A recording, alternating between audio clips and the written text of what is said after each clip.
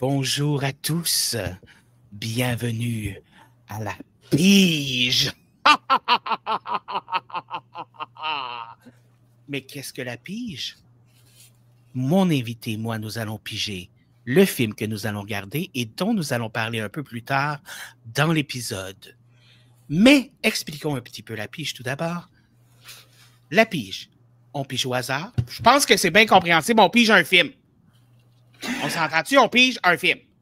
Mon invité va avoir un Joker. Le Joker, c'est un film qu'il peut nommer, qu'il n'a vraiment pas envie de voir.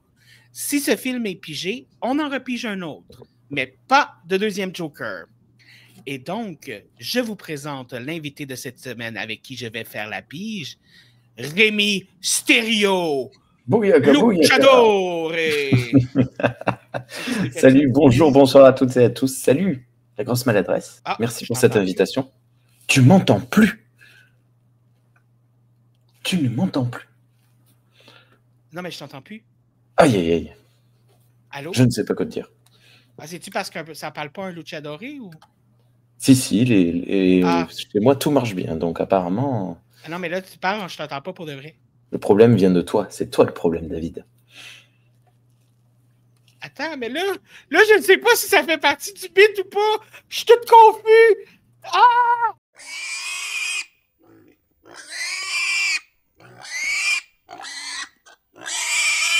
Et mon invité cette semaine, Rémi Stério.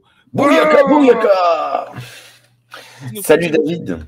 Bonjour, bonsoir à toutes et à tous. Désolé, on n'arrête pas de parler en même temps. Ça va? Ben, ça va bien, et toi? Oui, je suis super content de te retrouver. Ça fait très longtemps qu'on ne s'était pas reparlé, toi et moi. Et en plus, je suis super content parce que, si j'ai bien compris, je suis l'épisode pilote. Non. Ah, bon, je ne suis pas le pilote. Tu es le deuxième épisode. Fac, c'est quand même un honneur. Ça me va. Tant que tu ne me fais pas de prise de lutte là, pour te venger, tout va bien. Ça te donne un regard diabolique, genre. Est-ce que tu es un gentil luchador ou un méchant luchador? Non, je ne suis pas un blue-eyed parce que j'ai les green eyes. Donc je ne peux pas être un luchador positif. Ah, fait qu'il faut que tu sois méchant. Ouais. Écoute, moi aussi, on m'a forcé à être méchant dans ma vie. C'est pas de ma faute. C'est pas de ma faute s'ils sont tous enterrés dans mon sous-sol, OK? Est-ce que tu es prêt pour la pige? Je suis prêt pour la pige. Et donc, est-ce que tu as ton Joker? Oui. Alors, écoute, en termes de films d'horreur, bon, je ne suis pas un gros connaisseur de films d'horreur de manière générale. J'aime beaucoup le cinéma de manière générale et j'aime bien les films d'horreur, mais je ne suis pas un connaisseur. Mais il n'y a pas grand-chose qui me fasse peur, qui me révulse ou quoi que ce soit. Et donc, j'ai mis plusieurs jours quand même à trouver. Et en fait, c'est pas tant un film qui me fasse... que je craigne, c'est juste un film que je n'ai pas, mais pas du tout envie de voir.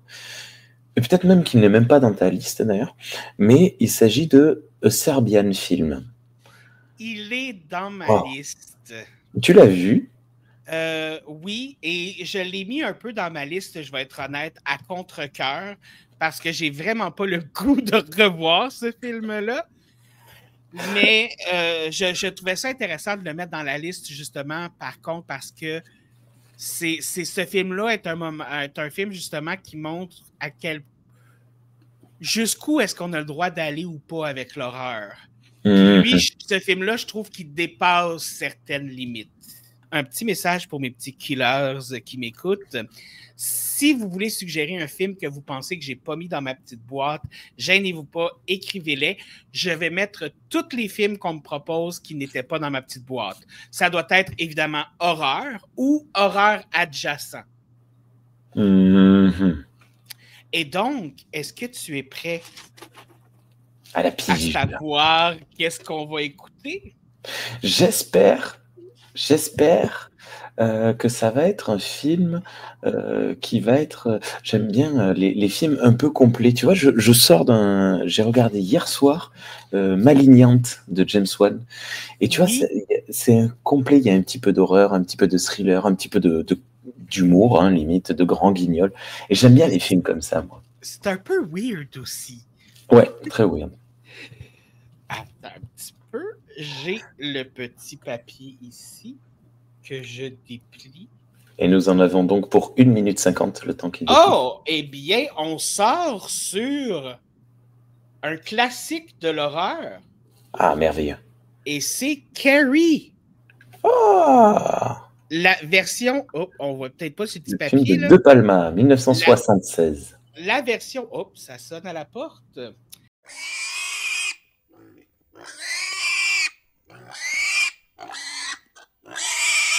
Écoute, c'est un excellent film. Est-ce que tu l'as déjà vu? Ouais, je l'ai déjà vu. Et c'est très drôle parce que avant qu'on se retrouve, toi et moi, je regardais Maxine, le troisième film de la trilogie X de Ty West. Et on fait une référence à Carrie en parlant de John Travolta qui a vu son premier rôle dans Carrie. Très bien, c'est très bien, c'est très bien, Carrie. Super.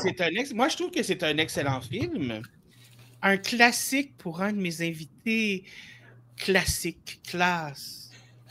Ça existe-tu? Mais il y a un hic. Je suis classe, mais il y a un hic. Ah, oui. Classique. Ah, Vous allez mourir de rire. et sur ce calembour de qualité, c'est le temps de commencer. Mais en même temps, vu qu'il y a plein de gens qui m'ont fait des bons commentaires, j'ai peur d'avoir trop d'attentes là, quand je vais voir le film. Genre. Moi, je te dirais. OK. Mais C'est de la ouais, merde. non, j'ai hâte. Non, je sais pas. C'est de la merde. Écoute pas ça. Mais ouais. Mais justement, les aliens sont dans ma liste parce que comme. Oui, oui, totalement. J'ai mis les Beetlejuice aussi. J'ai mis les Goosebumps. C'est bizarre. Oui, c'est dans ma liste. C'est normal. C'est normal. Oui, oui, c'est normal. Celui-là. Manhunter. Attends, j'ai dit ça dans ma liste. C'est Michael Mann. C'est la première version de. Comment il s'appelle la suite du Silence des Agneaux en anglais? Dragon Rouge. Oui, oui, je pense que c'est ça, Dragon Rouge. Non. Enfin, en français, on l'a appelé Dragon Rouge, mais je sais pas comment ils l'ont appelé en anglais, parce que toi, tu dois le connaître en anglais. Mais du coup, Manhunter a été réalisé avant le Silence des Agneaux. Mais c'est-tu dans la même série, genre? Non, ça a été fait, ça a été vraiment une adaptation seule. Et c'est plus tard qu'ils ont fait le Silence des Agneaux, puis Dragon Rouge. Ben ouais, non, j'ai pas ça dans ma liste. Que j'ai plein de films d'horreur. Oui, ça, c'est la quatrième version, non, la cinquième version de l'invasion des Body Snatchers. 95. Les oiseaux, oui. Savais-tu qu'il y avait eu un Les oiseaux 2? Ouais. C'est ça. Bon, c'est un petit film, je sais pas si tu connais. Classique, un classique! Je sais pas si tu connais, c'est un petit film. Ouais, non, j'ai jamais vu ça. Mais t'en as plein de films d'horreur! Tu dis que t'écoutes pas de films d'horreur, tu viens de m'en sortir genre 300, genre. Puis en plus, c'est des bons. Donc là, je vais rajouter Manhunter à ma liste. Ah merde! Mais tu me le garder. Non, mais à la base, en plus, c'est pas ça que je voulais te montrer, c'était.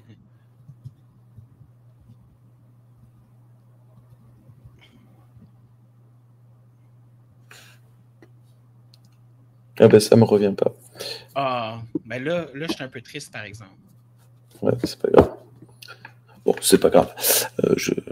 Je sais plus, je voulais t'en attraper un et te le montrer et te dire est-ce que tu l'as mis celui-là, mais je sais plus ce que c'était. Bon, c'est pas grave.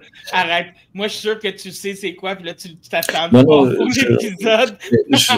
dans mon esprit, c'était par là, mais là, je regarde, il n'y a plus d'autres films d'horreur à parler. Est-ce qu'ils sont triés dans un certain ordre, tes films? Tu promets de pas te moquer? Je promets de ne pas me moquer. Ils sont classés par nom de réalisateur, nom de famille de réalisateur et ordre de production. OK. Donc là, tu as tous les films de Michael Mann.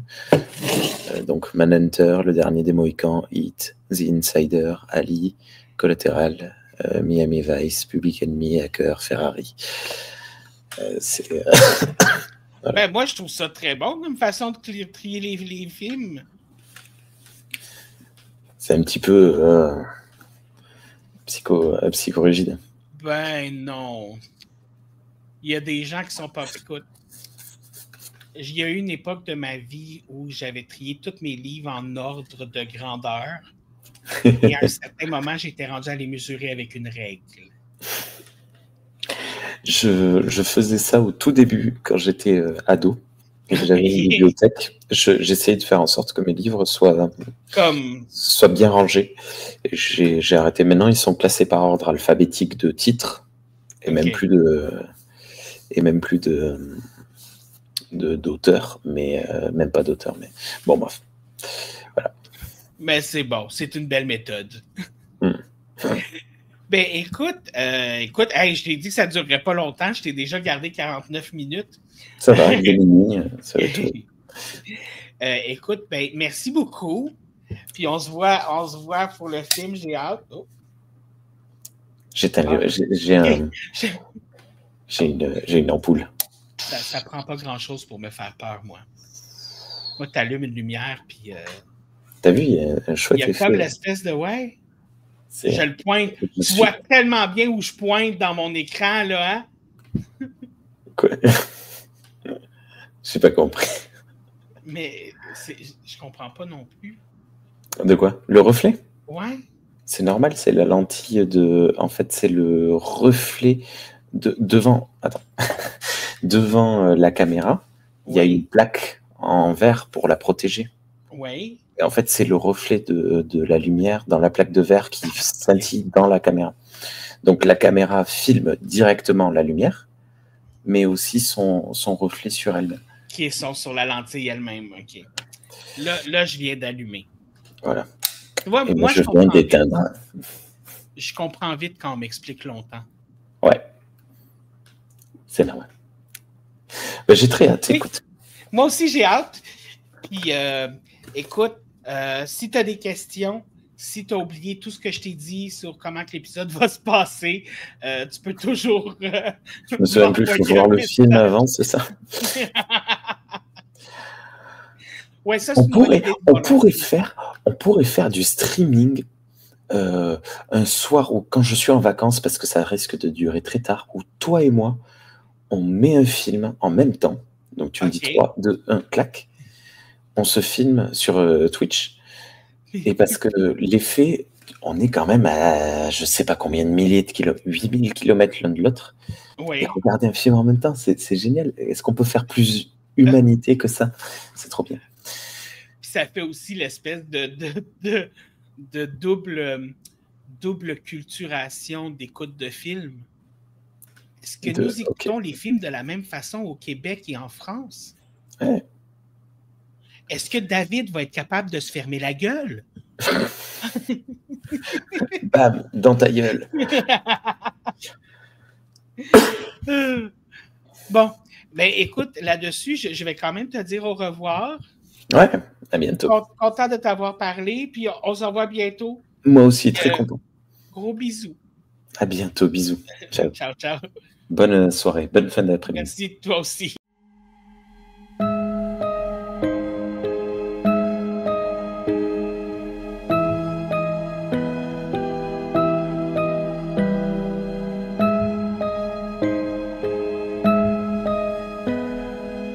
Et nous sommes de retour après avoir bien sûr écouté le film. Mais avant d'embarquer dans le film, tout d'abord, je veux représenter mon invité. Mais voyons, qu'est-ce qui se passe? Mais ce n'est plus le même masque, ce n'est plus le même visage. Que se passe-t-il? Es el día de los muertes. Mais kid, c'est Rémi Dedé! Salut! Bonjour à toutes et à tous.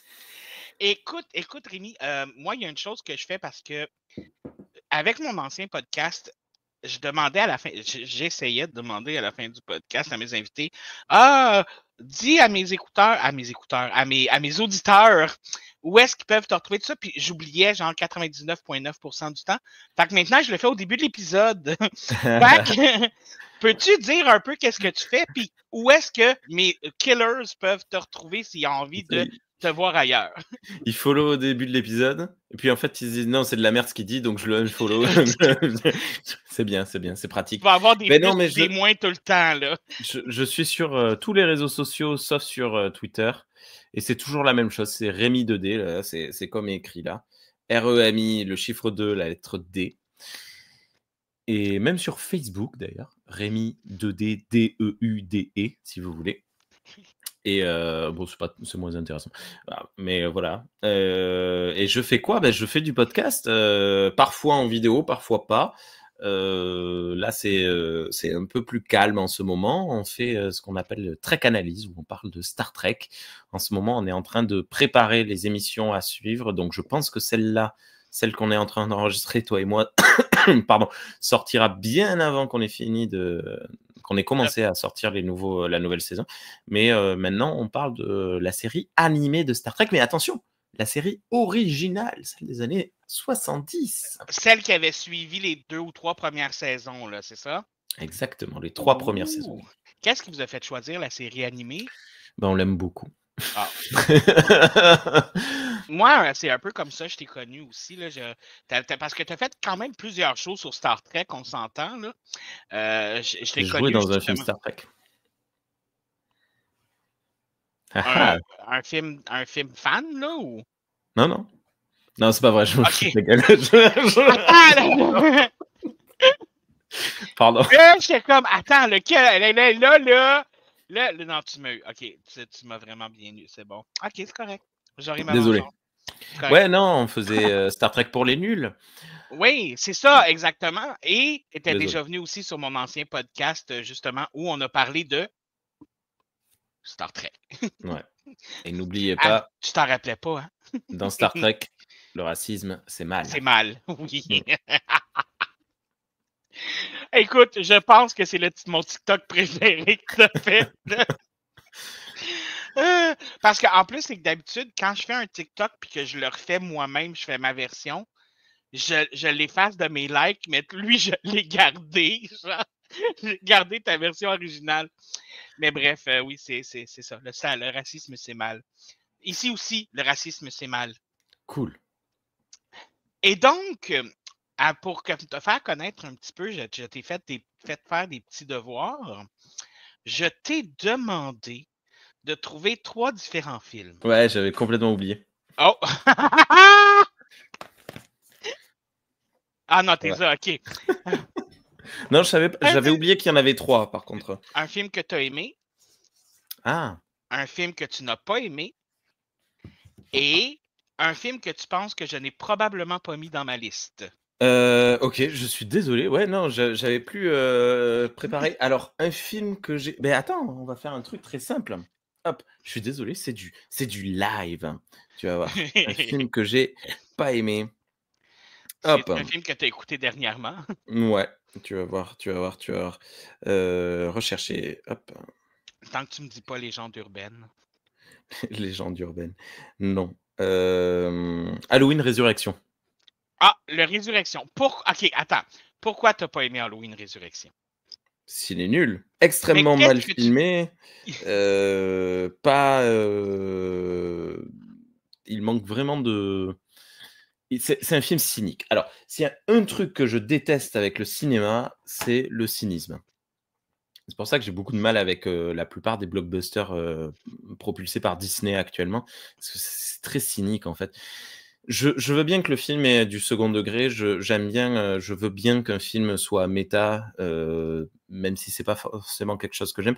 Mais dès qu'un film est cynique, ça me débecte. Et les films d'horreur qui sont cyniques, c'est pire que tout parce que dès que tu travailles dans un genre, que ce soit le thriller, que ce soit l'horreur, la science-fiction, c'est quand même quelque chose qui tient à cœur de les gens qui travaillent dessus, que ce soit les réalisateurs, les réalisatrices, les techniciens, techniciennes, les spectateurs, spectatrices, tout le monde aime le genre et s'investit profondément. Et quand tu as un film de genre qui est cynique, tu craches au visage de tout le monde. Et moi, c'est quelque chose que je trouve pas ça bien. Ah, t'es pas d'accord? Oui, puis non.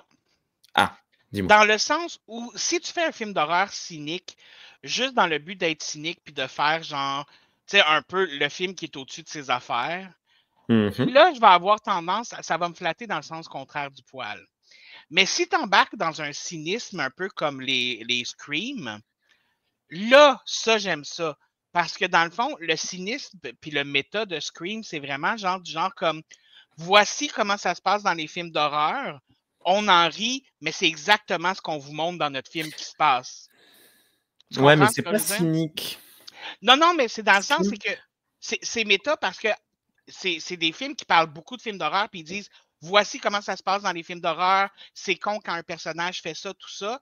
Mais tu remarqueras à un moment donné, la scène d'après, tu vas voir la personnage qui te fait tuer fait exactement ce que le gars a dit qu'il était con. Tu Ouais. sais? Fait que c'est comme une forme de cynique, c'est comme le film s'auto-critique. Mais oui, ben voilà, il s'autocritique. Ça peut être, ça peut être soit de l'autocritique, soit de la parodie, soit de la métafiction. Wes Craven le fait beaucoup, ça. D'ailleurs, on parlait de Freddy il y a quelques jours, toi et moi. Oui. Et mais le cynisme, c'est pire que ça. C'est quand même très insidieux. C'est dire c'est de la merde, j'y vais, mais en plus vous allez apprécier parce que vous êtes des merdes. Je suis désolé, on a le droit de dire des gros mots dans Oui, ton on a le balado. droit de dire des gros mots, oui. Désolé. Et C'est moi ça m'énerve. pas un podcast pour les enfants, mettons. Ouais. Oui, faut mieux. Mais je sais pas. Résurrection, moi c'est le pire film de la franchise, hein, je trouve. Moi, c'est pas mon film préféré de la franchise, mais il me fait rire. Fait que moi, c'est pour ça que c'est le côté que j'aime de ce film-là, il me fait rire. Moi, la scène de bataille avec Buster Rhymes, là, écoute, Trick or je treat, me pisse motherfucker! dessus. Fait que, tu sais, je me dis, si au moins le film a réussi à me faire rire, c'est qu'il m'a entertain d'une façon ou d'une autre. Mais j'ai tendance à être très, très, très pas objectif sur les films d'horreur aussi, là. J'ai un amour des fois aveugle. Et donc, ça, c'était pour le film que tu n'aimais pas. Ouais. Un film que j'ai énormément aimé, que j'ai découvert très récemment, c'est Crimson Peak de Guillermo del Toro, que j'ai trouvé beau. Il est beau esthétiquement, il est beau dans son propos, dans son histoire. Les acteurs et actrices, oh là là, sont merveilleux. Les effets spéciaux sont très beaux. Puis le pire, c'est quand j'ai écouté ce film-là, je m'attendais tellement à rien. Genre, tu sais, c'est pas un film qui a fait qui a fait du, tu sais, il a pas fait jaser de lui tant que ça, ce film-là, là. Non, T'sais? en effet, je l'ai pris parce que je sais pas si tu connais l'éditeur de films Arrow Vidéo, ce sont des éditeurs anglais qui font. C'est dommage, si j'avais su qu'on allait en parler, enfin, je savais qu'on allait en parler, mais si j'avais pas oublié, je l'aurais amené le coffret. Ils font des éditions très très belles et en fait, un jour j'ai reçu une pub de cette édition Arrow Vidéo. Excuse-moi, je viens de googler rapidement, puis je vois les éditions spéciales déjà, puis je suis comme. Bah, la plupart des films que je poste sur les réseaux sociaux viennent de leur coffret parce que ils sont beaux. Ben, c'est-tu Et, là que tu as pris ton coffret pour le Child's Play aussi? oui, ouais, voilà. Ah, je Et, l'ai trouvé beau, le coffret de ton il est Child's beau. Et en Play, plus, là. dans le coffret, je te montrerai, il y a les affiches de certains films en très grand format. Pas en très grand, mais en grand format. Elles sont trop, trop chouettes. Et en fait, ils m'ont envoyé une pub pour Crimson Pig.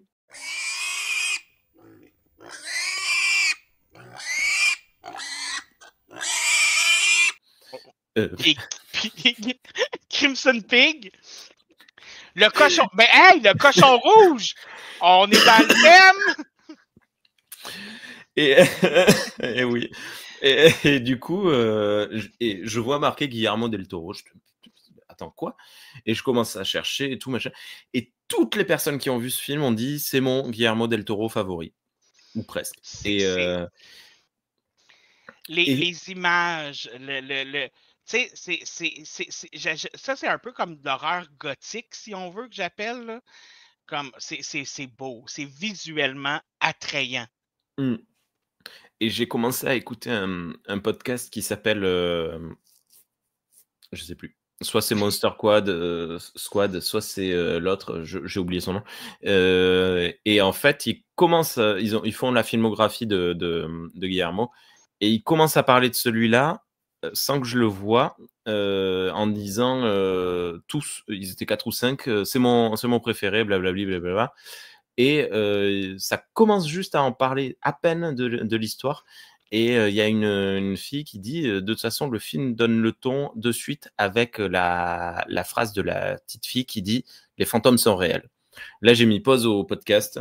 J'ai acheté le film, j'ai attendu qu'il arrive parce que ça prend souvent 2 ou 3 semaines à venir depuis l'Angleterre.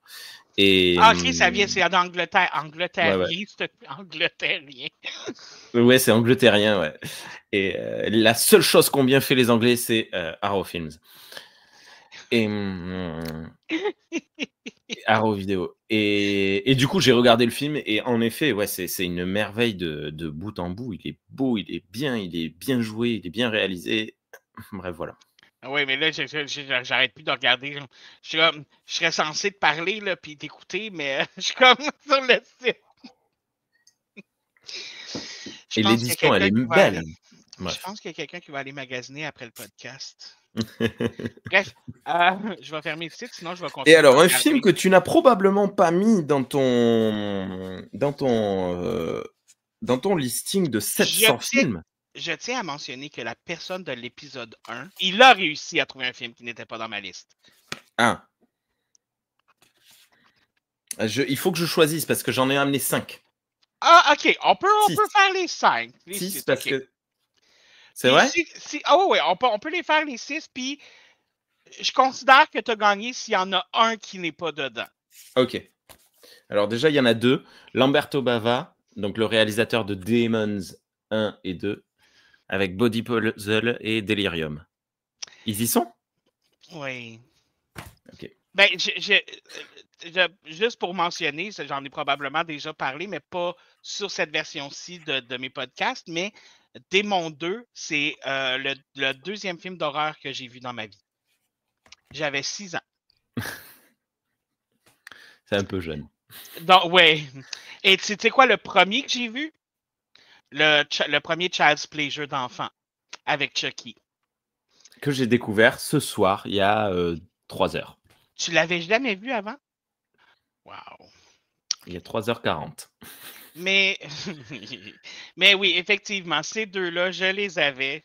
Mais c'est pas de ta faute parce que j'ai essayé d'aller aussi de rajouter des films de d'autres pays.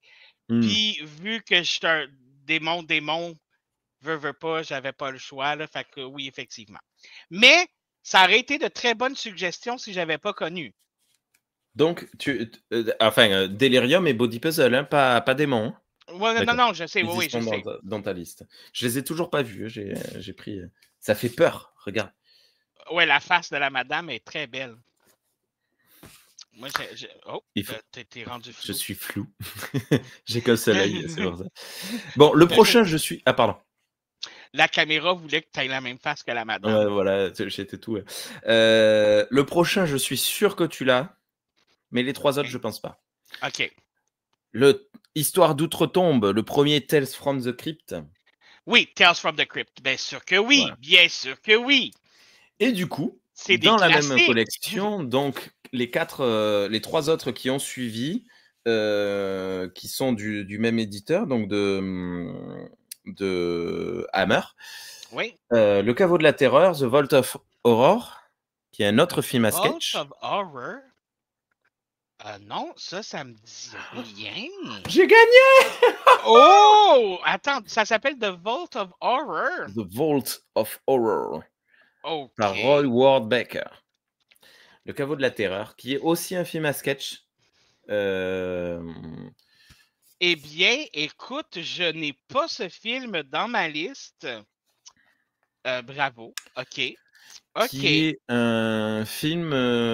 alors, j'ai rarement peur. D'ailleurs, même, j'ai jamais peur devant un film. Sauf que celui-là, je me suis endormi devant et j'avais les casques, un casque pour écouter. Et à un moment, il y a quelqu'un qui se fait tuer et une femme qui hurle et ça m'a sursauté et j'ai eu peur. Mais en fait, j'ai pas eu vraiment peur, ça compte pas. C'était surtout parce que tu dormais. Voilà, exactement. Et en plus, non seulement il n'est pas dans ma liste, mais encore plus rare, je ne pense pas que je l'ai vu. On continue du coup ou on... Oui, oui, on peut continuer. Ouais. Écoute, peut-être que tu vas faire un 2 en 5. La maison qui tue, The House That Dripped Blood. Oui, ça je l'ai. C'est pareil. Oui. Et pour finir, les contes aux limites de la folie. Tell That Witness Madness. Oh, attends, ça, je pense que je l'ai pas. J'adore les jaquettes de la Hammer, c'est complètement fou. Quand même, les films sont souvent ennuyeux. Que j'avais pas dans ma liste. Quand même. Okay, je dois avouer que les films de la Hammer, remarque, je dis, attends.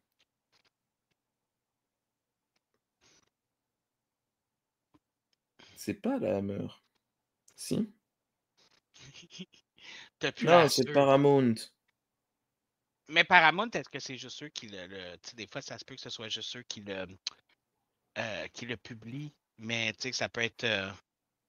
Mais j'ai un doute. Bon, c'est pas grave. De toute façon, ils sont souvent ennuyeux. Parce qu'ils sont quand même ce sont des films à très petit budget, faits pour être diffusés comme ça dans les cinémas pour occuper de la place, puis à la télé. Et voilà. Et c'est pas forcément des films très. Il y a toujours des choses intéressantes, mais rarement intéressantes de A à Z. Mais est-ce que tu sais qu'est-ce qui se passe quand un film n'est pas dans ma liste? Non. Je le rajoute. Pour les personnes qui nous écoutent, ce n'est pas un vidéo de pas à pas. On ne fait pas un pas à pas du film, genre comme du début jusqu'à la fin. On va parler des choses qui nous... Vraiment conversation de salon sur le film qu'on vient de voir.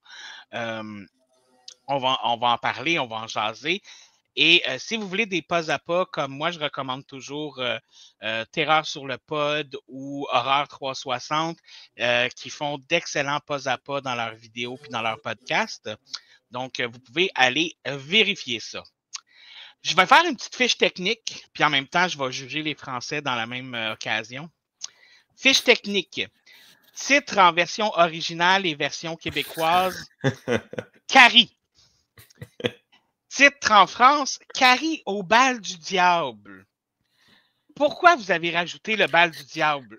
Je pense qu'ils ont fait ça parce que je me dédouane, je dis X. Ils ont fait ça pour que ce soit inclus dans le titre que c'était un film d'horreur et pour mettre un indice sur le style. Mais en même temps, je veux dire, le poster, c'est quand même une fille qui porte une robe pleine de sang. Tu sais, je veux dire, tu as quand même un indice à la base. En tout cas, bref. En Europe, on a une vision différente de l'horreur. On peut très bien mettre dans un drame une fille qui a une robe pleine de sang. Ce sera pas forcément très grave. Le film est sorti le 3 novembre 1976, réalisé par Brian De Palma, sur un texte de Lawrence B. Cohen basé sur le livre de Stephen King, avec comme principaux acteurs Sissy Spacek en tant que Carrie White, Amy Irving en tant que Sue Snell, William Katt as Tommy Ross, Nancy Allen comme Chris Argenton, John Travolta comme Billy Nolan et Piper Laurie en tant que Margaret White. Ouais. Moi, je commence avec un fun fact dès le début. est-ce que tu savais que c'est un des premiers films, le premier livre de Stephen King qui a été adapté au cinéma. Et Stephen King n'était pas nécessairement connu à l'époque. Savais-tu que dans le premier trailer, la première version du trailer du film, ils avaient mal écrit le nom de Stephen King? Ils avaient écrit Stephen King au lieu de Stephen King. Et oui, mais l'erreur est normale parce que ça se prononce Steven. Du coup, peut-être qu'il l'avait eu au téléphone et qu'il avait dit Stephen King. Ah ah. Je savais pas ce fun fact. Et c'est très fun. C'est un fact. Et quelle note tu donnes à Carrie au bal du diable? C'est des notes sur quoi? Sur 10? Sur 5? Sur 20? Sur 5. Puis ça, c'est la note de départ parce qu'à la fin, après notre discussion, je vais demander si ta note a changé. Aïe, aïe, aïe, aïe, aïe. C'est une dure question, hein? Ouais, c'est dur parce qu'en plus, je vais être dur. Ouais. Oh! Je pense que je vais lui mettre la note de 2. Oh! Ouais, je suis très dur. 2 sur 5, hein, on a bien dit, pas sur 10. Oui, 2 sur 5. Oh! Je pensais pas si bas que ça. Ouais. OK. Je pense que nos opinions vont peut-être diverger parce que moi, je donne un 4.2. Ah, 4,2? Ouais. Tu m'expliqueras pourquoi le 2? Parce que je pouvais pas aller jusqu'à 4.5 à cause de certaines choses qui m'énervent dans le film. Fait que j'ai descendu à 4.2. OK. Ouais, moi, je suis très... je donne des points plein, je donne des points quelque chose partout. Hein. Je suis bon là-dedans. Mais oui, hey, 2! Oui, parce que j'ai écouté un podcast où tu étais présentateur, animateur d'un questionnaire et tu donnes des 0,25 aux participantes. 0,25 bon, ça points, mérite, oui. ça mérite un 0,25. Même pas un 0,5. Bon, bref. Alors, pourquoi est-ce que je suis dur avec ce film? Oui. Pour 2 raisons. Déjà, j'ai beaucoup de difficultés avec Brian De Palma. Ne quittez pas. Okay. J'ai pas vu tous les films. C'est pas un take que les gens ont normalement, donc je t'écoute. J'ai pas vu tous les films de Brian De Palma, mais ceux que j'ai vus, je ne les ai pas appréciés, sauf Blowout, avec John Travolta et Nancy Allen. Blowout est peut-être un des meilleurs films que j'ai vu tout court. Et sans conteste, mon favori de Brian De Palma, parce que toutes les gimmicks de Brian De Palma, il les remet dans ce film, sauf qu'il les met dans un service qui, je trouve, fonctionne bien mieux. OK. Fait que dans le fond, c'est parce que tu trouves que son cinéma, c'est du cinéma de gimmick, si je comprends bien. Alors, non, ça ne me dérange pas, les cinémas de gimmick. J'aime beaucoup... Ah, ça, j'aurais pas dû commencer cette phrase. Bon, bref, j'aime beaucoup d'autres réalisateurs qui ont des gimmicks très fortes, mais je suis pas très fan de l'idée de ce que fait Brian De Palma. Sa patte particulière, c'est utiliser l'œil du pervers, du méchant. Pour nous mettre dans son idée. Il le fait dans Mission Impossible, il le fait dans Scarface, il le fait dans Carrie. Et moi, c'est un truc qui ne fonctionne pas sur moi. Je trouve que d'autres réalisateurs, comme Carpenter d'ailleurs, Carpenter le fait un peu dans Halloween. Ça fonctionne dans Halloween et dans Christine. Bon, bref. Je trouve qu'il le réalise mieux. Il le fait mieux. Il se met dans l'œil du méchant. Qu'est-ce que tu veux dire exactement? On utilise ce qu'on appelle un POV, un point of view, de la place du mal. Alors, c'est pas forcément personnifié parfois. Dans Carrie, c'est cette image qui est très intéressante pour le coup, mais c'est celle que j'ai le plus appréciée. C'est à la fin. On a le droit de divulgacher. Oui, on divulgage. À la fin, tu sais, tu as un grand mouvement de caméra. Attends. On peut divulgacher tant qu'on utilise le terme spoiler. Tu as un grand mouvement de j'ai vu le spoiler. Tu as un grand mouvement de caméra qui suit le fil, qui révèle le piège et la mise en scène entière. Oui. Celui-là, pour le coup, est très réussi et fonctionne très bien à la OK. fin du film, mais il le fait à 2-3 reprises et je trouve que ça ne marche pas. Ça marche pas dans toutes les scènes où il a essayé Ouais. de le mettre en œuvre, dans le fond. Ouais et OK. et pareil, il a une autre gimmick que j'aime beaucoup dans certains films, de manière générale, c'est, ce qu'on appelle la demi-bonnette. C'est-à-dire, il se passe quelque chose au premier plan et au second plan, il se passe quelque chose d'autre et les 2 sont nets. Alors aujourd'hui, c'est très facile à faire avec le numérique, mais à l'époque, il fallait Ouais. des capteurs de caméras différents, machin Pour et faire l'espèce de zoom in puis zoom out, là? voilà et en gros, ça nous fait souvent comprendre que la personne qui est au premier plan sait ce qui se passe au second ou alors ça nous donne un sentiment d'égalité entre le premier et le second. Et là, pareil, il le fait à plein de reprises et je trouve qu'il y a une fois où ça fonctionne très bien, c'est la première fois où il le fait dans le bureau du directeur où Carrie attend. Elle est assise sur un banc et Oui. on voit le directeur dire des méchancetés sur elle dans son dos. Et on sait qu'elle le sait. Mais le reste du temps, il le fait de manière assez random, en fait, je trouve, très OK. aléatoire. Que Et c'était pas nécessaire au film, dans le fond. voilà, la mise en scène est OK. je trouve que la mise en scène est pas incroyable. Et le deuxième point qui fait que je n'ai pas apprécié ce film et après on va discuter un peu plus. Attends, Quoi? la mise en scène n'était pas forte, mais il y a quelques raisons pour ça aussi, là. Il y a des choses qui se sont passées sur le film où certains acteurs savaient pas nécessairement dans quel genre de film ils jouaient, là. D'accord. Je vais y revenir plus tard. OK. Non, mais c'est intéressant et et la deuxième raison, c'est que c'est un film qui, je trouve, a besoin de beaucoup de contextualisation.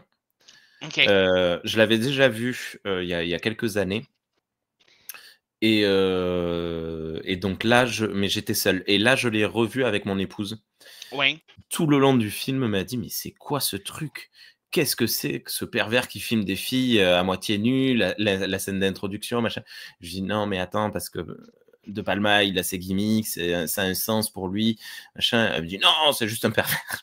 Bon et heu et heu et c'est un film qui a quand même esthétiquement pas mal vieilli. Oui, ça, c'est sûr et Pas certain. dans Mais tu ses sais, thématiques, mais dans son esthétique visuelle et dans sa manière de raconter son histoire, je trouve que ça a pris un gros coup de vieux.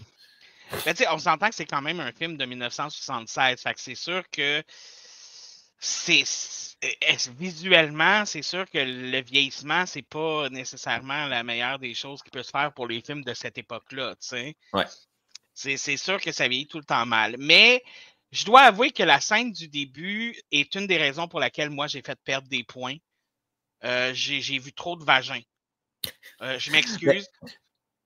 Je sais que c'est parce que mon cerveau me dit que dans le sens où je pense pas que c'est de la nudité gratuite, dans le sens où je pense qu'ils essayent vraiment de faire la différence entre ces filles-là, qui sont des filles ouvertes d'esprit, qui ont été éduquées sur leur sexualité, qui assument leur corps versus Carrie, qui est comme complètement l'opposé. Puis personnellement, je pense que c'est ça qu'il a essayé de faire, mais moi, j'ai vu trop de poils de vagin. mmh. Je Mais c'est très m'excuse. particulier. C'est ce que me disait mon épouse. Elle me disait: «Mais personne se lève la poitrine comme ça, elle se malaxe Ça les seins» aussi! et Mais écoute, je m'excuse. j'aime Ta bien les femme, elle films a un bon porno, point. il y a pas de problème, mais là, c'est pas le contexte. Mais je dois avouer que ta femme a un bon point parce que je regardais le film, puis quand Carrie, elle se lave au début, j'étais comme. Je veux dire, il n'y a aucune femme qui se lave de même, là. Puis là, j'étais comme, moi, je me lave-tu comme. Mais non, c'est comme, tu sais, puis je frotte, puis tout ça, je suis pas comme. Ah, ah, ah, ah. Fait que j'étais comme, OK, ouais, OK. Je peux te Après, donner le point là-dessus. il y avait peut-être un sens, une fois de plus, elle est, peut-être qu'elle prend réellement un certain plaisir à se laver et qu'elle est en train de faire quelque chose un peu de mal d'après son éducation. Mais c'est pas très explicite en fait. Ben, tous les films n'ont pas besoin d'être savon, extrêmement explicites, hein, c'est pas ce que je dis, mais là, pour le coup, un minimum de ben, le fait que compréhension de ce qu'on regarde. le savon tombe et Mm. que même si on le voit pas, on comprend qu'elle continue à se frotter. Je pense que c'est ça qui dit qu'elle était peut-être en train de découvrir son corps. Ouais. Mais encore là,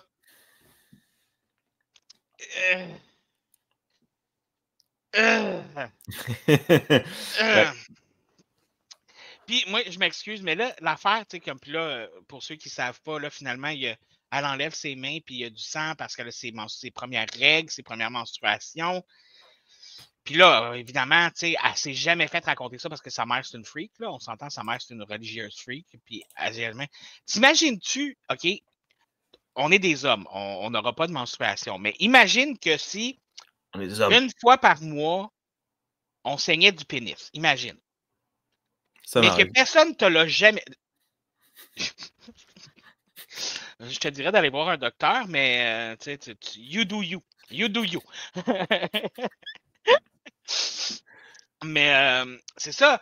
Mais personne ne te l'a jamais dit. Puis tout d'un coup, à un moment donné, tu vas aux toilettes. Puis, je veux dire, ah oui, moi, j'aurais la terreur. Chienne, là. Ouais. La terreur est terrible. D'ailleurs, elle le rend bien. Alors, pourquoi est-ce que Carrie est aussi détestée? On parlait avant de commencer à enregistrer, toi et moi, de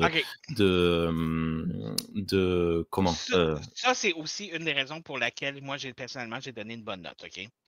Parce que pour quelqu'un qui a été bullied beaucoup à l'école, pour quelqu'un qui a vécu des choses... Harcelé, voilà, je cherchais le mot depuis tout à l'heure. Oui, qui a été harcelé à l'école. Tu sais, OK, je me suis pas fait lancer de tampons dessus, là, mais je veux dire, je me suis fait lancer des papiers de toilette avec du pipi, ce qui est tout aussi dégueulasse. Mais je me suis représenté un petit peu. Moi, c'est une des raisons pour lesquelles je donne une note parce que je me suis reconnu dans le personnage de Carrie. Tu sais, j'étais effacé, j'étais comme. J'étais un peu bizarre. Qu'est-ce qu'on lui reproche à Carrie? Qu'est-ce qu'elle lui reproche aux autres? Elle n'est pas comme les autres. De par son éducation, elle est plus effacée. De par son éducation, moi, j'assume qu'elle a probablement des quirks bizarres ou probablement qu'elle dit des choses étranges, ou des choses qui ont rapport à son éducation. Parce que moi, je me rappelle qu'en tant qu'enfant, comme je veux dire, j'ai toujours eu un amour pour les films d'horreur, tout ça, puis nanana. Puis, tu sais, mettons, des fois, je sortais des trucs de films d'horreur, puis je me disais, regardez Croche, ou, tu sais, j'étais tout seul dans mon coin, je parlais pas beaucoup, j'étais pas très sociable.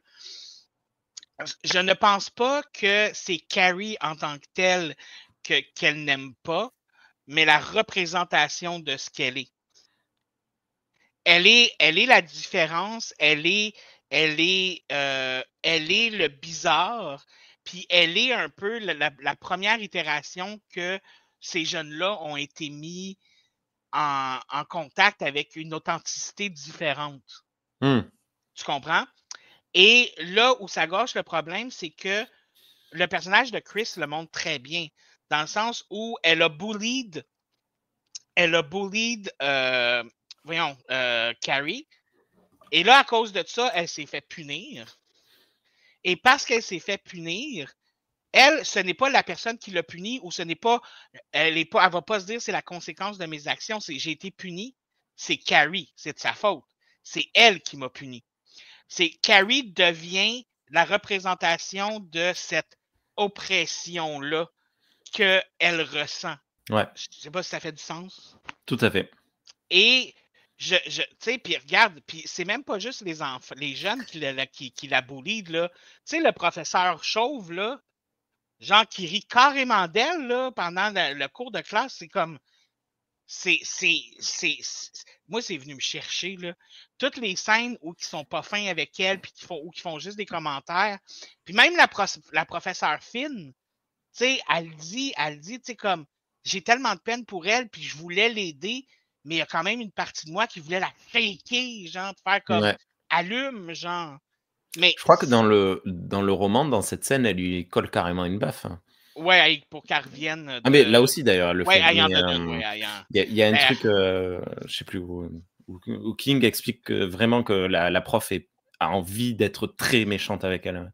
C'est assez explicite.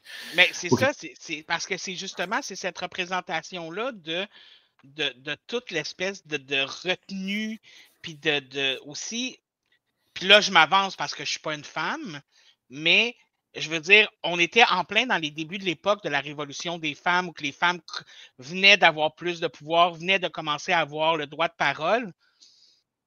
Et Carrie, de sa gêne, de son éducation religieuse, représentait aussi tout le contraire de ça. Ouais. Fait qu'il y a ça qui embarque là-dedans aussi, mais moi aussi, j'ai pour mon dire que les jeunes sont juste tout simplement méchants, mais ça, c'est mon opinion. Ouais. Non, mais ça, c'est vrai que c'est bien rendu, et ça vient pas de nulle part, puisque King était prof et qu'il a vu ce genre de scène se dérouler, donc c'est pas sorti de nulle part. Puis, tu sais, moi, comme je dis, je me représentais beaucoup Carrie, je l'imaginais. Moi, personnellement, avoir découvert que j'avais des super pouvoirs comme elle, là, le monde serait mort avant. Mais bon, ça, c'est une autre histoire. Mais. Ah ouais, tu veux me lancer un tampon? Quel tampon? Bref. Mais c'est ce côté-là où il montre pas juste l'espèce d'harcèlement des jeunes, mais il montre aussi l'harcèlement de l'adulte, l'harcèlement de la mère, l'harcèlement, tu sais, elle est vraiment, Carrie, elle se fait vraiment réprimer puis répresser de toutes parts et d'autres. Ouais, elle est poussée, elle est retranchée au maximum.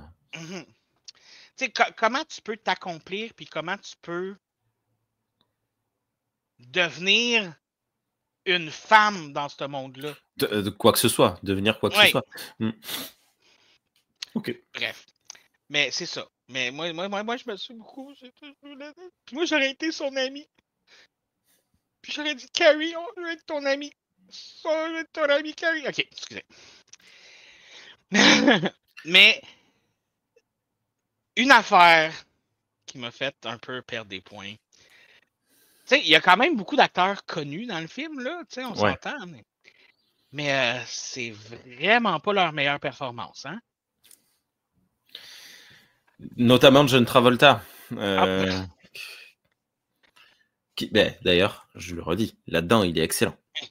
Là-dedans, il est vraiment excellent. Et il y a à nouveau Nancy Allen, qui là-dedans est excellente. Qu'est-ce qui s'est passé dans Carrie?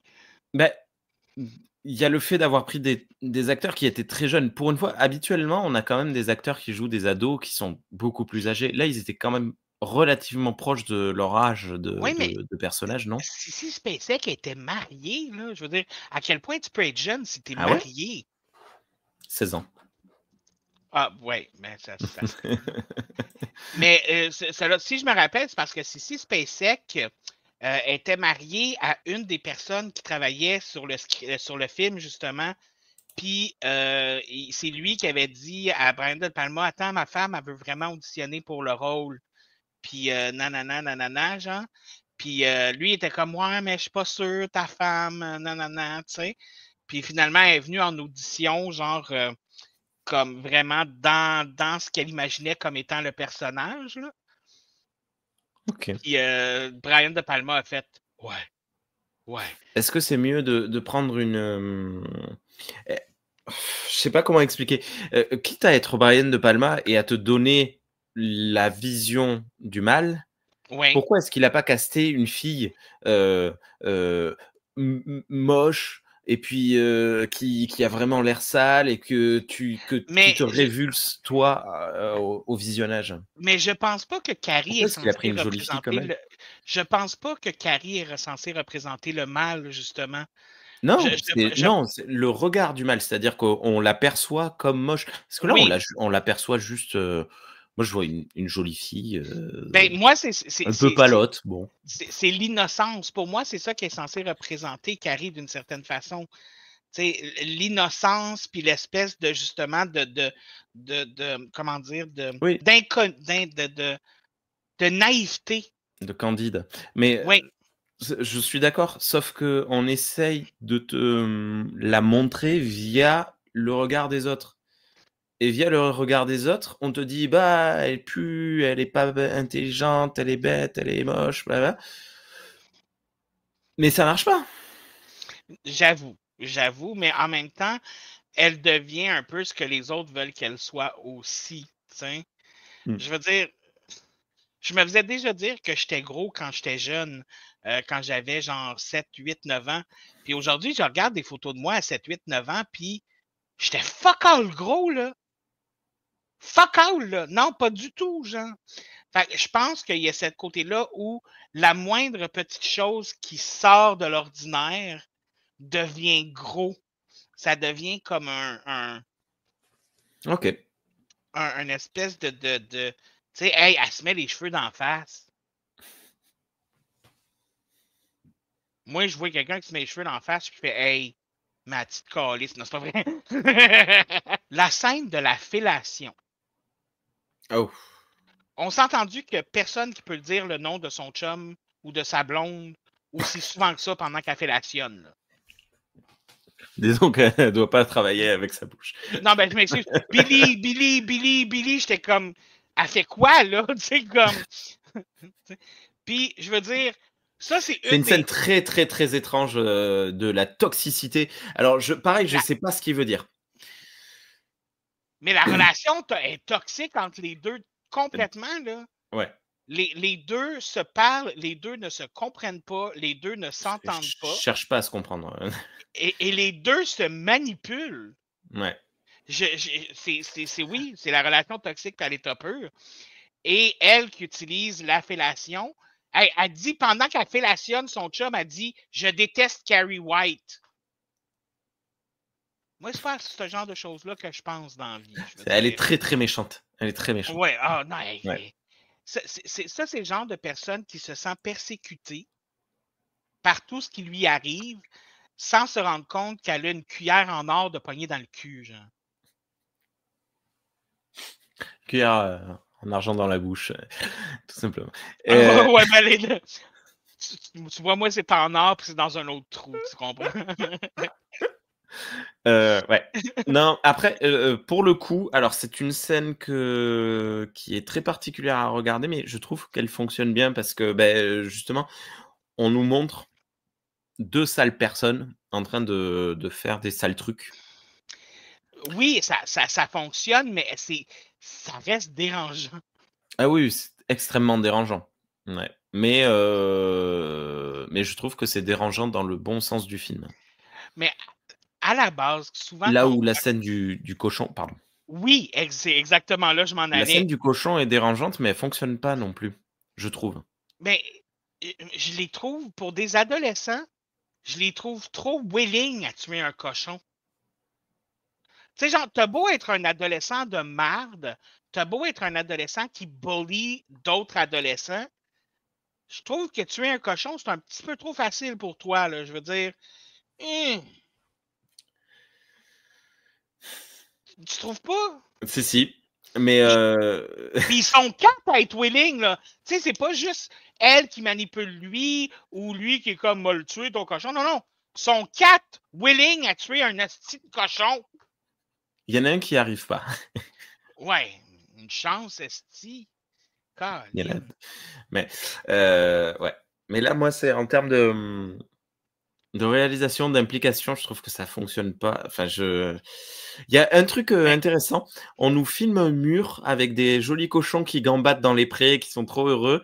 Et puis après, d'un coup, on passe derrière le mur et on voit tous les cochons qui sont parqués là, tous serrés les uns contre les autres. Tu as déjà visité une porcherie, David? J'ai de la famille qui travaille sur des endroits. Voilà, donc tu sais comment c'est. Moi, j'ai aidé à castrer des cochons, c'est une horreur. Et ça m'a marqué.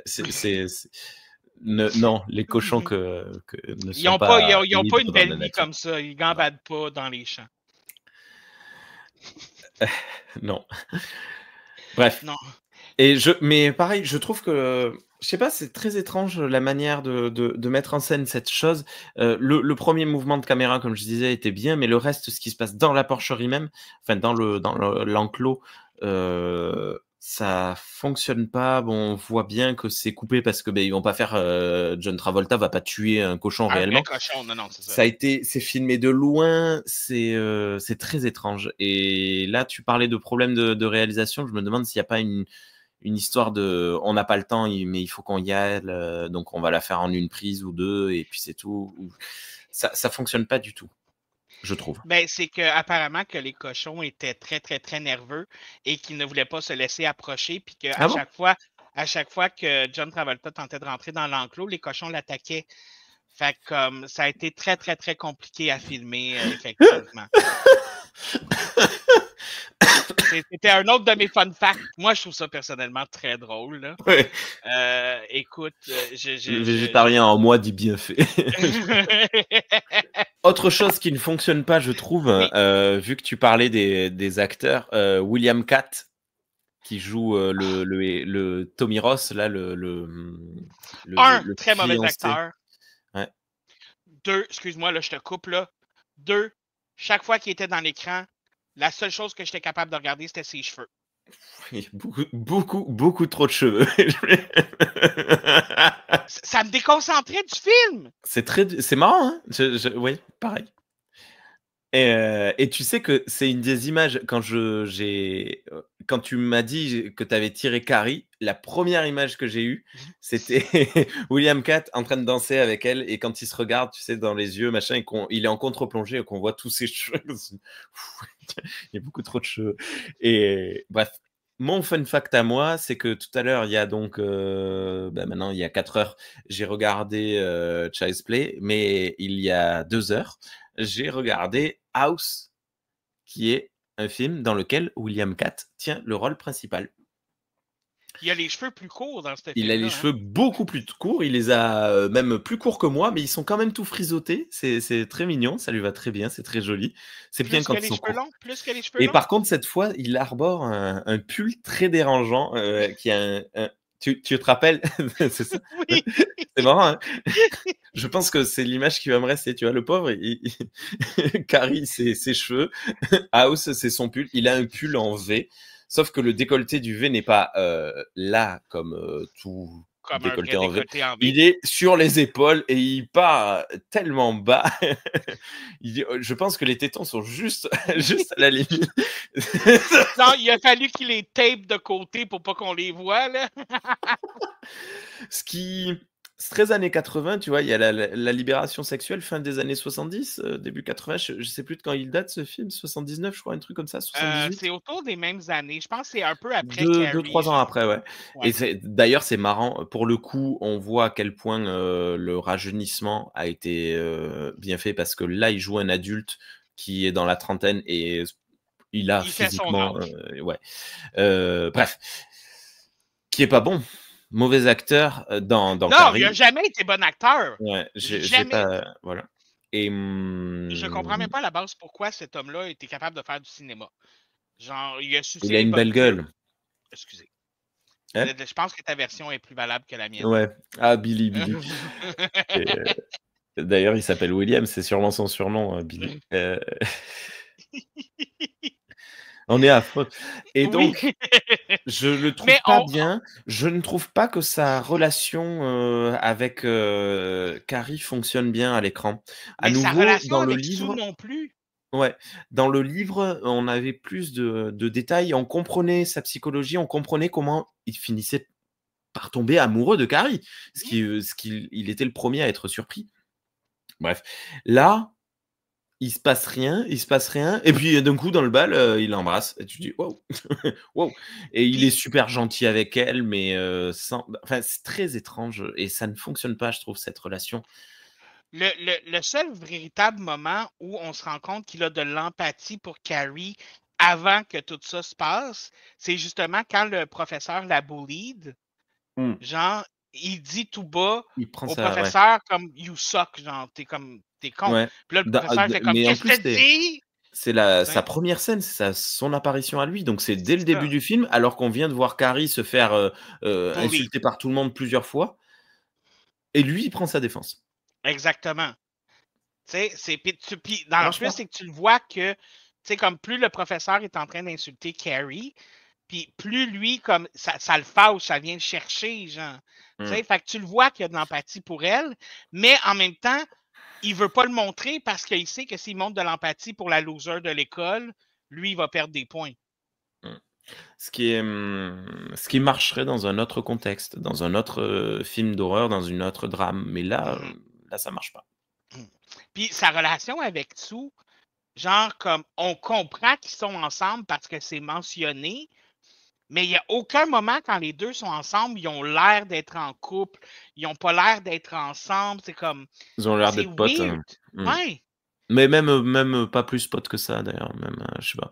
Non, c'est ça. C'est comme bizarre. Puis comme, faut qu'elle convainque, comme tout ça, mais comme, je sais pas. Non, c'est pas. Ouais. Sue, je l'aime bien. Je trouve que Amy Irving joue bien. Elle fonctionne bien, cette actrice. Seul personnage qui revient dans Carrie 2 de Rage. Pardon. Joué par la même actrice. Wow. Et ok. Mais tu sais, puis elle, ce qui est intéressant de son arc, c'est que tu vois que c'est la seule qui a réalisé que ce qu'ils ont fait, c'était mal. Oui. Tu sais? Puis c'est ça qui est intéressant dans son arc. Puis elle joue bien quand même, tu sais.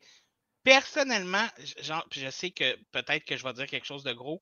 Personnellement, je trouve que c'est elle la meilleure actrice du film. Genre, puis même meilleure que Sissy Spacek. Je m'excuse. Mais pour moi, c'est elle qui a été capable de le plus représenter le personnage qu'elle avait à représenter. Oh, la mère aussi. Oui, puis non. Dans un autre registre, c'est du surjeu, mais... Mais est-ce que tu sais pourquoi elle surjoue comme ça? C'est parce qu'elle pensait qu'elle jouait dans une comédie d'horreur. Fait que c'est pour ça qu'elle surjoue comme ça, puis qu'elle fait des faces, puis qu'elle est comme ça. Elle, dans sa tête, c'était une comédie d'horreur. Voilà, mais pourquoi Brian De Palma, il n'a pas dirigé ses actrices en disant « Wow, calme-toi ». C'est ça l'affaire. Ça aussi, c'est une affaire qui... Hey, t'es en train de me faire diminuer ma note, toi, Calice. Mais c'est ça, c'est que le jeu de tous ces acteurs est inégal. Il n'y a pas de synergie. Il y a un autre personnage que j'aime bien, c'est la fille avec la casquette de baseball. Non, mais je craque beaucoup pour elle. Je sais pas. Je la trouve... je craque un peu pour elle. Ouais, désolé. Mais elle dit 3 phrases dans le film. Elle n'a même pas de personnalité. Ouais, mais... je sais pas. En plus, elle joue dans Halloween. Ouais, dans le premier Halloween de Carpenter. C'est... c'est celle dont on voit les seins qui couche avec le gars et qui se fait tuer par Michael quand il est en fantôme. Oui, elle se fait tuer étranglée au téléphone. Elle a la meilleure scène de mort. La pauvre. Ce que j'aime des gens qui aiment les films d'horreur, c'est qu'on peut rire en disant « Elle se fait étrangler par une ligne de téléphone. » Mais elle a un peu le même rôle d'ailleurs. C'est un peu le même personnage dans ces deux films. Mais moi, ce qui me gosse, c'est qu'elle porte une casquette à son bal de prix finissant. Là. C'est que ça m'énerve. Je suis comme « Fille! Enlève ta casquette pour le bal! » Oui, ça se fait pas engueuler, rien du tout. Personne lui dit. T'es redevenu flou encore. Et du coup, ouais, donc c'est extrêmement subjectif et c'est purement hétérocentré, mais je la trouve très jolie et je craque pour elle. Et du coup, je trouve qu'elle joue bien. Je trouve que c'est le meilleur rôle, meilleur personnage. Mais... Moi, je craque malheureusement pour personne dans ce film-là. Non, mais même Travolta, il n'est pas particulièrement beau gosse dans ce film. Tommy, il n'est pas particulièrement beau gosse non plus. Personne, moi. Bon, après, c'est pas grave. Hein. Ce n'est pas une... Je pense que celui que j'ai trouvé le plus cute, c'est le figurant qui marche au début du film avec le chandail rouge. C'est une blague, c'est ça? Non, c'est même pas une blague. Je relancerai le film après l'enregistrement, on verra. Il y a une espèce de col en V, justement. J'aurais dû mettre un pull en V. La raison pour laquelle j'ai mis une grosse note, je pense, c'est que je l'ai jugé plus au niveau émotionnel qu'au niveau technique aussi. Le fait que je pense que le fait que je m'identifiais beaucoup à Carrie dans toute cette histoire-là. Puis qu'à part le côté avoir des pouvoirs magiques puis tuer tous les étudiants dans le gym de l'école, il y a des choses qu'elle vit que j'ai vécues, tu sais. Non, mais ça, je peux le comprendre. Mais même là-dessus, du côté émotionnel, je trouve qu'il y a des trucs qui clochent. Par exemple, la scène où on nous montre Tommy qui va chercher son tuxedo, sa tenue, dans une scène accélérée. Hein, d'un coup, tu as un fois 1,5 ou 1,25 comme tu veux. Et pourquoi ça nous coupe complètement des émotions qu'on a vécues jusqu'à présent? Tu vas me dire, il s'est passé un truc à ce moment-là. Je te laisse le raconter, mais juste, on a plus d'un coup, on a une rupture de ton qui fait qu'après, quand on revient sur Carrie, il faut recommencer parce que je suis passé à autre chose, moi. Je me rappelais pas de cette scène-là. Ouais. Puis, tu sais, j'ai streamé le film, puis j'ai vraiment pensé que c'est le film qui était brisé. Puis j'étais comme, voyons, qu'est-ce qui se passe? J'ai manqué ce bout-là. Puis j'avais oublié que c'était réellement comme ça dans le film. Ouais, il le fait de temps en temps. Ça, il le fait pas trop souvent, De Palma, mais de temps en temps, ouais, il le fait. Moi, il y a un fun fact qui m'a vraiment fâché. Parce que, tu sais, je cherchais des fun facts après sur qu'est-ce qui s'est passé sur le film, tout ça, tu sais. Puis là, je lis un fun fact qui me dit, genre, Eddie McClurg, la fille qui joue Hélène, tu sais, celle avec les lunettes, là. Ouais. Tu sais, qui était un peu tout ça. Au début, elle n'avait pas de dialogue dans le film, puis que c'est elle qui a comme improvisé tous ses dialogues. Elle dit 3 mots dans le film. Fuck you avec ton fun fact. C'est bien, ça va faire baisser la note, ça. Excusez. Non, mais ça, c'est la faute du fun fact, c'est pas la faute du film, là, tu sais, je veux dire.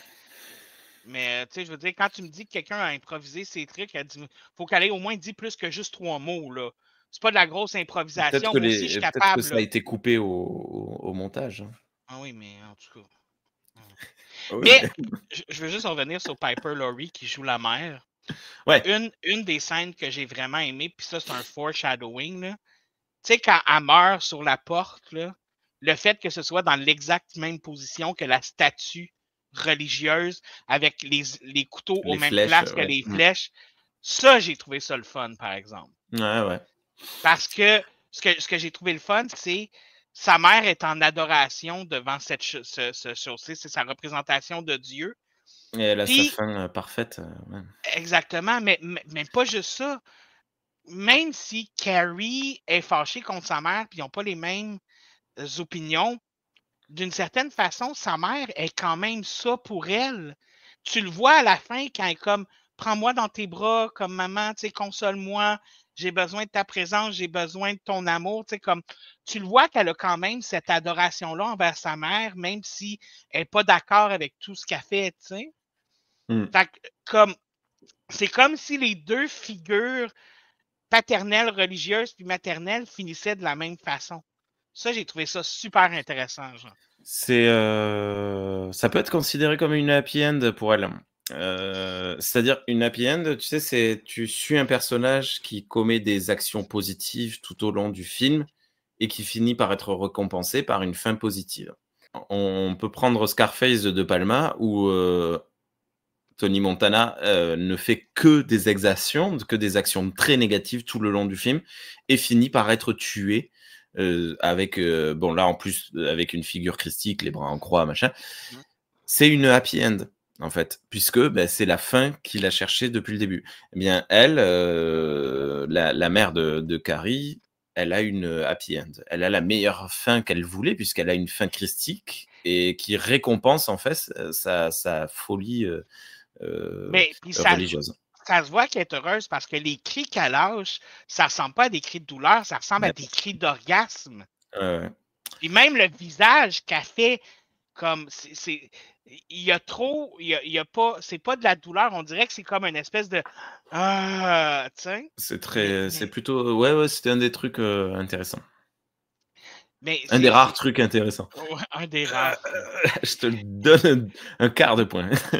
Mais là, on a parlé de Carrie, puis on a comme brossé tout autour d'une des choses principales. Elle fait de la téquilinésie, Carrie! Est-ce qu'elle en fait tant que ça? Mais je trouve qu'elle Elle en fait comprend sur vite 10 comment minutes de film. Le film dure 2 heures. je trouve qu'elle comprend vite comment l'utiliser aussi. Dans le sens où, là, elle est dans la douche, la lumière pète, on comprend pas trop. Là, elle est dans le bureau du directeur, elle fait bouger le truc de le Le cendrier. cendrier, ouais. Ouais, il fumait dans l'école. Différentes époques, hein. Oh boy. Bref, elle fait bouger le truc du cendrier, elle le fait revoler.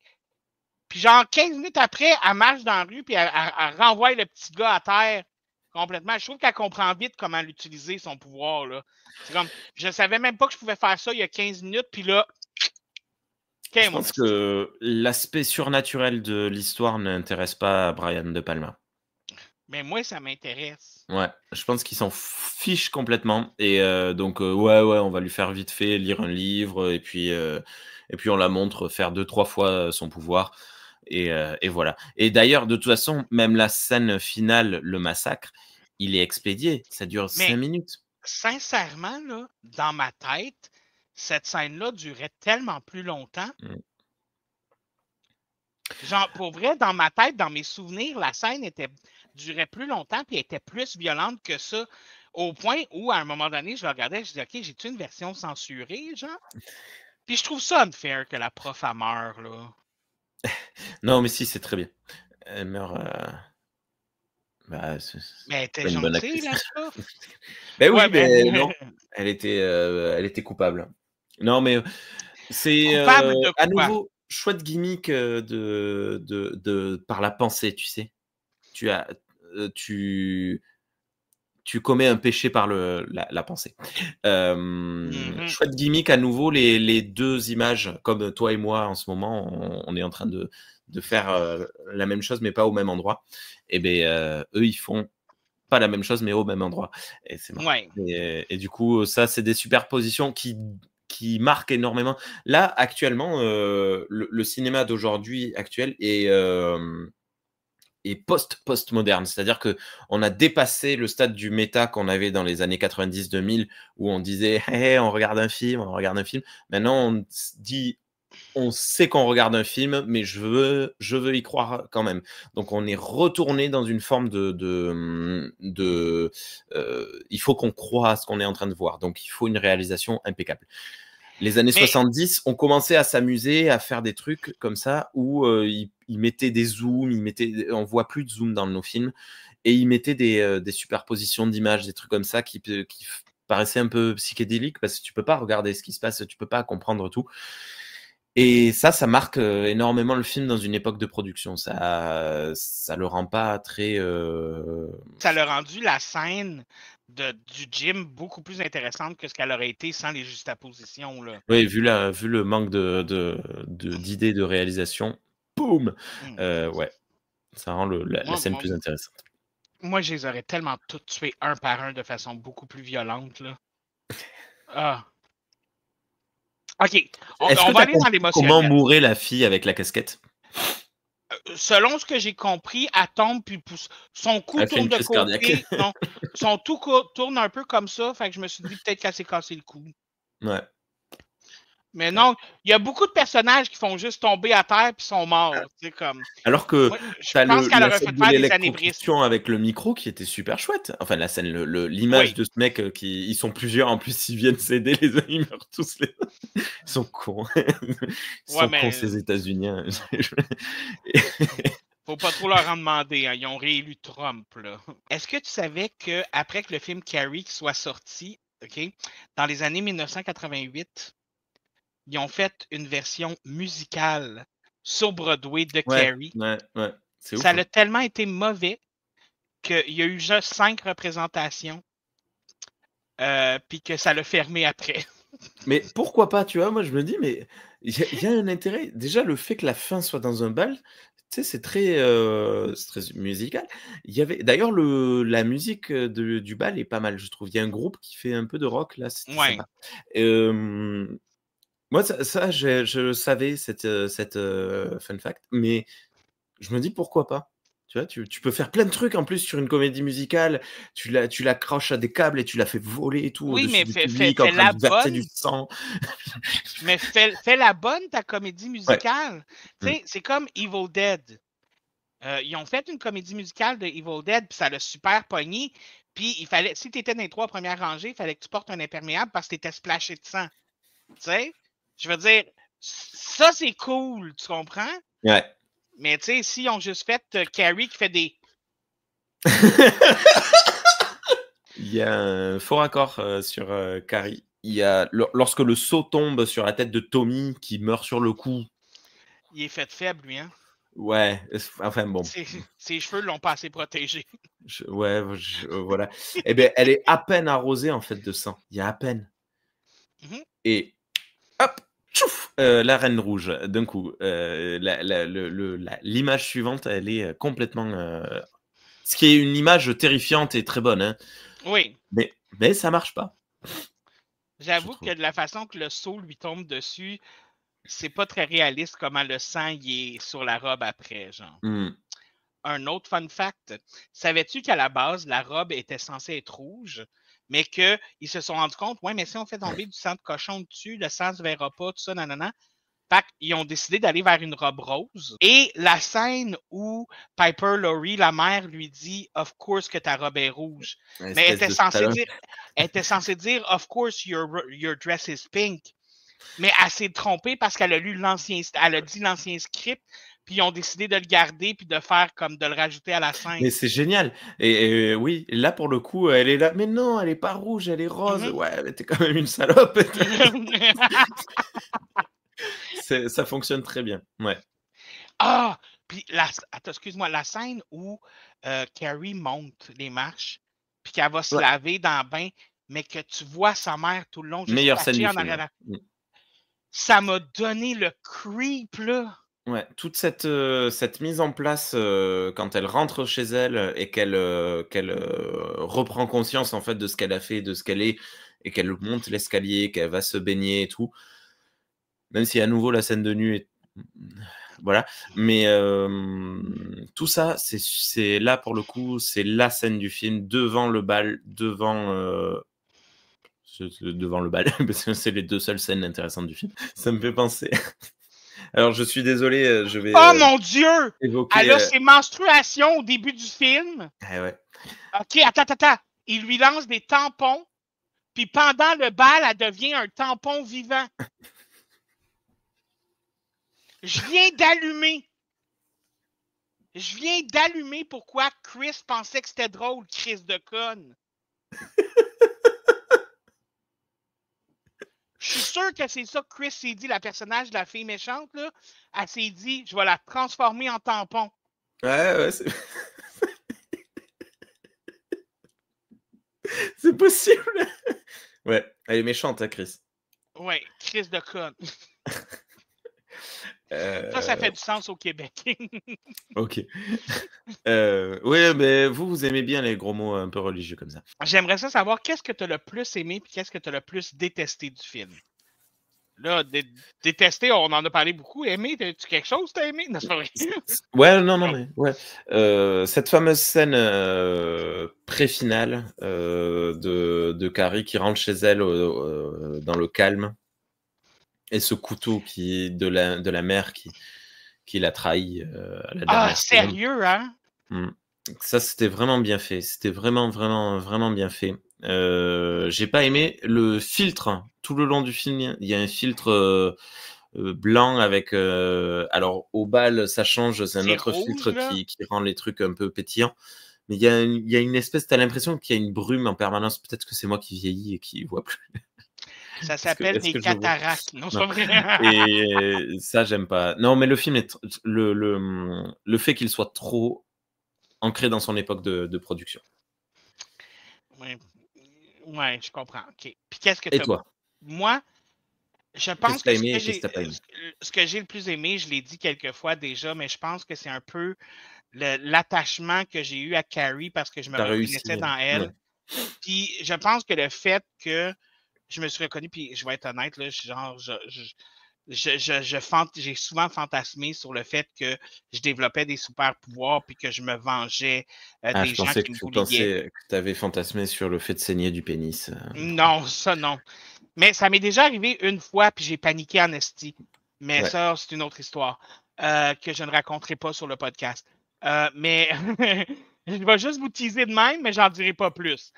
Mais, mais cette relation-là que j'ai avec elle, puis j'avais comme l'impression de la suivre dans son cheminement, puis de me dire comment moi je l'aurais utilisé, ce pouvoir-là, si j'avais découvert ça, tu sais, est-ce que j'aurais été capable de le contrôler? Est-ce que j'aurais été... j'ai vraiment l'impression que j'aurais été beaucoup plus méchant qu'elle avec, là. Mais ça, Ça arrive à t'accrocher. Moi, tu vois, je trouve que le film manque de... Il s'attarde pas suffisamment sur cet aspect-là pour que ça m'accroche vraiment là-dessus. Il est trop axé sur le drame et sur le concret, sur la réalité. S'il était un peu plus fantastique, un peu plus axé sur ouah, elle fait voler des trucs, machin, peut-être que ça aurait marché sur moi. avec Non, moi, mais c'est ça bien, aurait c'est bien. marché. Oui, mais ça me fera pas monter ma note quand même. Mais moi, ce qui m'a le plus turn off, pour être honnête, de tout le film, c'est que, puis encore une fois, j'en ai parlé tantôt, le seul jeu d'acteur que j'ai aimé dans le film, personnellement, c'est celui de Sue. Genre, même Piper Laurie, tantôt, toi, t'as dit que t'avais aimé ça parce que c'était over the top, mais le fait que ça fitait pas avec les autres... Quand elle coupe les légumes, là. Ouais. Je veux dire, c'est ça. Mais c'est le seul jeu d'acteur que j'ai aimé. Fait que ça me turn off un petit peu. Est-ce que ta note a changé? Parce que je t'aime bien et parce que je comprends ce que tu veux dire par le fait que tu as une forme d'empathie et de comment une forme de convergence avec Carrie. Ouais, une catharsis avec Carrie. Je veux bien passer à 2,5. OK, à 2,5. C'est bon. C'est Non, déjà 1,5 après, de plus. attends, parce que il y a aussi dans le fait de recontextualiser l'œuvre. À son époque. Remarque, avant 76, si on avait vu des trucs bien plus gore, je pense. Bah, de toute façon. Mais à l'époque, l'horreur avait pas besoin d'être si horrifique que ça pour faire peur non plus. Mais ouais, quand tu penses à House, quand tu penses à l'exorcisme, ok, ouais. Non, ça marche pas, même en le recontextualisant. Non, je suis désolé, David. J'accepte de mettre pile la moyenne, 2,5. Et toi, est-ce que tu as changé ta note? Malheureusement, notre conversation m'a enlevé un petit peu des lunettes, m'a enlevé un petit peu de mes lunettes blindicide, obscurantes par rapport au film. Parce que je dois dire que je m'écoutais parler pendant le film. Il y a beaucoup de choses auxquelles j'étais d'accord avec toi sur les lacunes du film. Et je m'écoutais parler puis je me rendais compte que moi-même, j'avais beaucoup de frustration. Fait que je vais le faire descendre à 3,4. On est passé de 4,2 à 3,4. Ouais. C'est beaucoup, hein, quand même. Oui, ben c'est parce que j'avais beaucoup de merde dans les yeux, je crois. Bon. J'ai été obscuranté, je pense, par justement le côté émotionnel où je me suis retrouvé dans l'histoire. Puis vu que je me suis retrouvé dans l'histoire, on dirait que je voulais pas que ce soit des lacunes. Tu comprends ce que je veux dire? Mm-hmm. Tu veux que le film, mais je dois avouer que, puis même si je compare à d'autres films de Stephen King, il y a des films basés sur des romans de Stephen King qui sont meilleurs que ça, qui ont une meilleure adaptation selon moi, qui ont fait une meilleure job. Fait comme, ne serait-ce aussi que pour porter honneur à ces films-là, à qui je donnerais des meilleures notes, je peux pas donner tant aussi meilleures notes que je donnais au départ. Moi, ça me va parce que si on fait la moyenne de nos deux notes, donc 3,4 et 2,5, ça fait une moyenne de 2,95. Il y a une dernière chose que je t'ai demandé. 25 cm.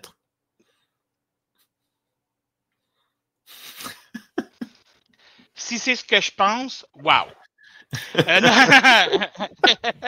mais je me souviens plus. Est-ce que tu m'as fait le résumé en 3 phrases de ton appréciation? Ah non, mais pourquoi j'ai pas pris de notes quand on a fait la... Je suis terriblement désolé, David.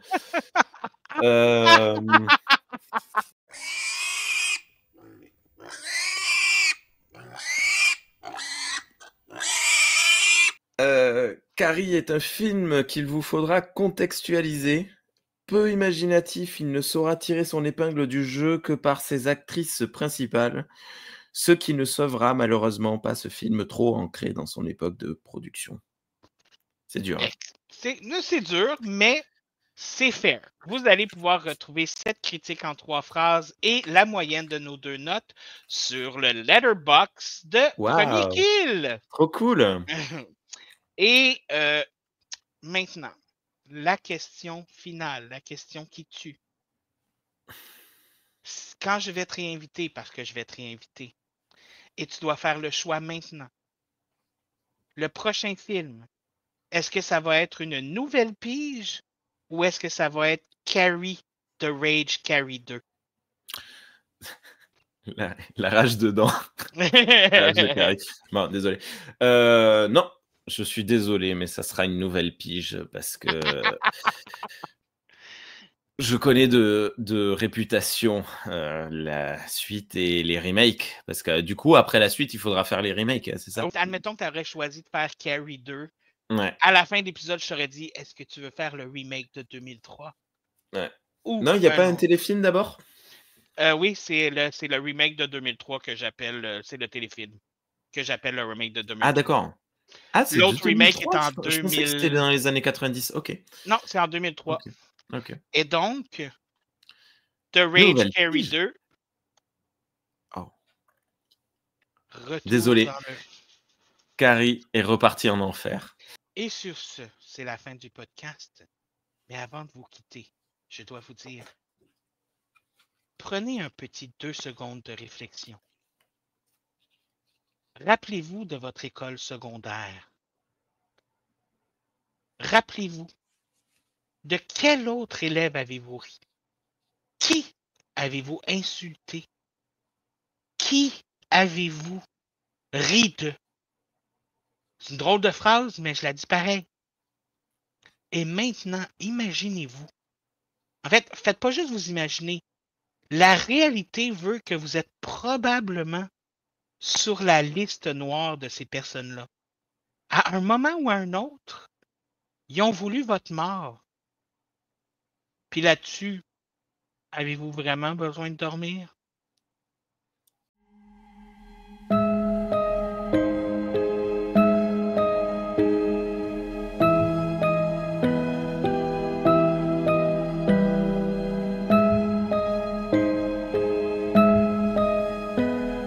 Ayant un paramètre. Ah! C'est-tu juste mes écouteurs? Ah ben, tabarnak! Allô? Oui, je t'entends. C'est mes écouteurs qui s'étaient fermés. Fait que probablement qu'il y a peut-être du son qui s'est enregistré. Fait que je vais juste avoir l'air d'un esti de cave. Wouh! Des giallo, des choses comme ça. Giallo. Hein? Giallo à l'huile. Oui, giallo à l'huile. Oh my God! Ok, c'est bon. Je suis passablement désolé. C'est correct. Dans ta vulve. Oui, très dans ma vulve. Merde. En même temps, ça reste quand même... Ça reste d'actualité pour le début du film, tu sais.